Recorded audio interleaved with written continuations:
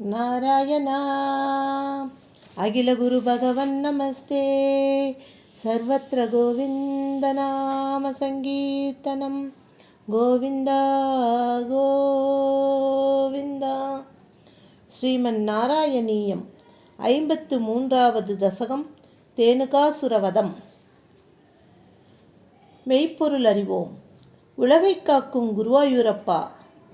பகவான் ஸ்ரீ கிருஷ்ணர் 5 வயதான பாலபருவத்தை தாண்டி 6லிருந்து 10 வயது வரை உள்ள மனதிற்கினிய பௌகண்டம் எனும் பருவத்தை அடைந்த பொழுது கன்றுகள் மேய்ப்பதை விடுத்து மிகுந்த உற்சாகத்தோடு மாடுகளை மேய்க்கத் தொடங்கினார்.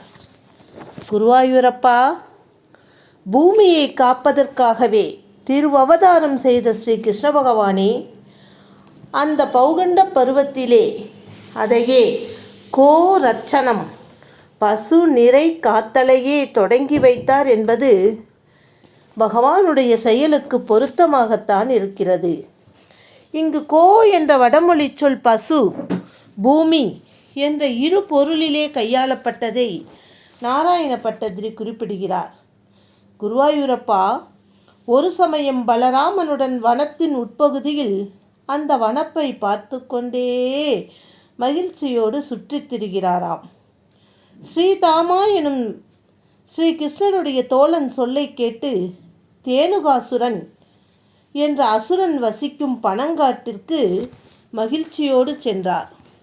அங்கு பகவானது சொல் கேட்டு பலராமன் பனந்தோப்பில் உள்ள உயர்ந்த பனைமரங்களை தனது 2 கைகளாலும் பலமாக பிடித்து குலுக்குகிறார். பழுத்தும் பழுக்காததுமான சுவைமிக்க பனம்பழங்கள் நிறைய விழுந்தன. அப்பொழுது அவை விழும் சத்தத்தை கேட்டு தேனுகன் எனும் அசுரனும் எதிரே ஓடோடி வந்தான். தேனுக பரிபாலனம் செய்ய முயற்சி கொண்ட தேனுகன் வதத்தை எப்படி செய்வேன் நான்? தேனுக பரிபாலனம் செய்வதுதான் என்னுடைய இஷ்டமென்றால் தேனுகனுடைய வதத்தை எப்படி செய்வேன் என்று எண்ணியபடியே தேவர் குலத்திற்கு தீமை விளைவிக்கும் அவனை தமையனான பலராமனை கொண்டு கொல்லச் செய்தார் ஸ்ரீகிருஷ்ணர். இங்கு தேனுக எனும் சொல் பசுமந்தை என்றும் தேனுகன் எனும் அசுரன் என்றும் இரு பொருள்படுகிறது. அதைத்தான் ஸ்ரீ கிருஷ்ண பரமாத்மா குறிப்பிட்டிருக்கிறார். தேனுக பரிபாலனம் செய்வது கிருஷ்ணனுடைய தொழில்.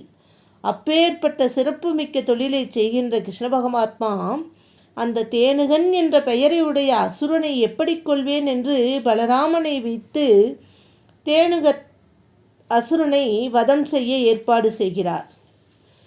தேனுக வதம் கண்ணன் செய்தான் என்றால் பசு கூட்டத்தை கண்ணன் கொன்றான் என்று பொருள்படக்கூடுமே என்று நினைத்துத்தான் தன் அண்ணனை கொண்டு வதம் செய்ய செய்தாரோ? அப்படித்தான் தோன்றுகிறது. எம்பெருமானே, அப்பொழுது நரிவேஷம் பூண்டு பகவானை வதம் செய்ய ஓடி வந்த அந்த தேனுகாசுரனுடைய வேலையாட்களையும் அண்ணனான பலராமனுடன் சேர்ந்து கொண்டு சிறிதும் பிரயாசையின்றி விளையாட்டாகவே நாவல் பழங்களை எறிவது போல பனை மரங்களின் மேல் வீசி எரிந்து கொன்றீர்கள். குருவாயூரப்பா, பகவானே, அரக்கர்களாகிய ஜம்புகம் என்ற நரிக்கூட்டத்தை கொல்லத் தொடங்கியது கண்டு வருணன் தனக்கும் ஜம்புகன் என்ற பெயர் வருத்தலால் பயந்து கலங்கி அப்பெயரை வேதத்தில் மட்டுமே விளங்குவதாக வெளியே தெரியாததாக செய்து கொண்டான். எப்படி? வருணனுக்கு ஜம்புகன் என்று ஒரு பெயர் உண்டு. பகவான் ஜம்புகம் என்ற நரிக்கூட்டத்தை கொல்லத் தொடங்கியது கண்டு எங்கே தானும் ஒரு நரிக்கூட்டமாகவோ அரக்கனாகவோ மக்கள் நினைத்து விடக்கூடாது, தன்னுடைய பெயர் ஜம்புகனாயிற்றே, அதை வெளியிலே தெரியாமல் வேதத்தில் மட்டுமே விளங்குவதாக வருணன் பார்த்து கொண்டானாம். வேதத்திலே ஜம்புகன் என்றால் அது வருணனை குறிக்கும். முரணனை வதம் செய்த குருவாயூரப்பா, பகவானுடைய திருவவதாரத்தின் பலன் இன்று கிடைத்தது என்று தேவர்களெல்லாம் துதிக்கும் பொழுது பகவானும் கேலியாக சிரித்து கொண்டே, ஆம், உண்மைதான், இங்கு பலம் கிடைத்து விட்டதே என்று கூறிக்கொண்டே சிறுவர்களுடன் கூடி பனம்பழங்களை தின்றார்கள் அல்லவா? இங்கு பலம் எனும் சொல் பயனென்றும் பொருள் கொள்ளலாம், பழம் என்றும் சிலேடையாக ஆளப்பட்டதை நோக்கலாம்.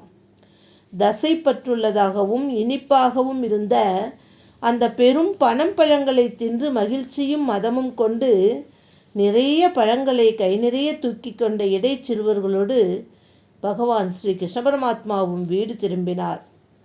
தேனுகன் ஒழிந்தான் ஒழிந்தான் என்று கூச்சலிட்டு கொண்டும் இனிமையான பழங்களை தின்று கொண்டும் பகவானிடம் நெருங்கி வந்த இடைச்சேரி மக்கள், பிரபுவே நீ வாழ்க வாழ்க என்று வாழ்த்தினார்கள்.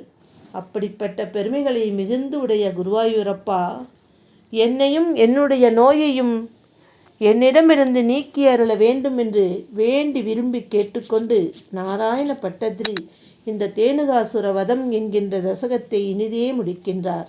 ராதே கிருஷ்ணா.